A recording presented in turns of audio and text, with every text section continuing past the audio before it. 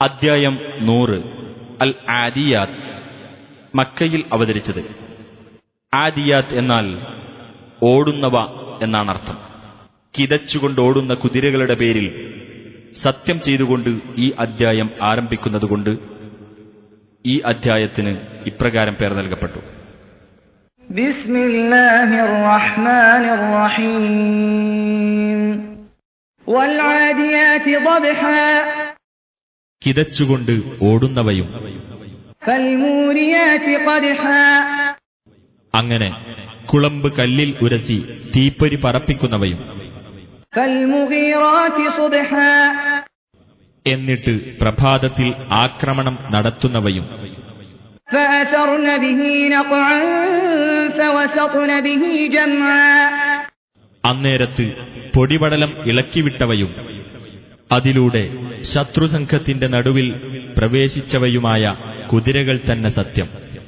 ഇന്നൽ ഇൻസാന ലിറബ്ബിഹി ലകനൂദ്.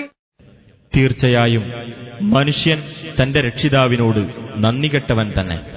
വഇന്നഹു അലാ ദാലിക ലശഹീദ്. തീർച്ചയായും അവൻ അതിന് സാക്ഷ്യം വഹിക്കുന്നവനുമാകുന്നു. വഇന്നഹു ലിഹുബ്ബിൽ ഖൈരി ലശദീദ്.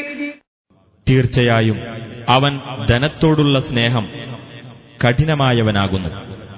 അഫലാ യഅലമു ഇദാ ബുഅ്തിറ മാ ഫിൽ ഖുബൂർ.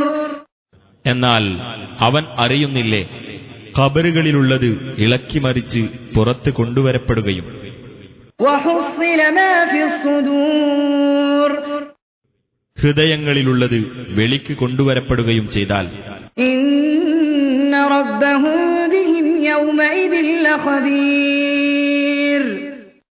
തീർച്ചയായും അവരുടെ രക്ഷിതാവ് അന്നേ ദിവസം അവരെപ്പറ്റി സൂക്ഷ്മമായി അറിയുന്നവൻ തന്നെയാകുന്നു.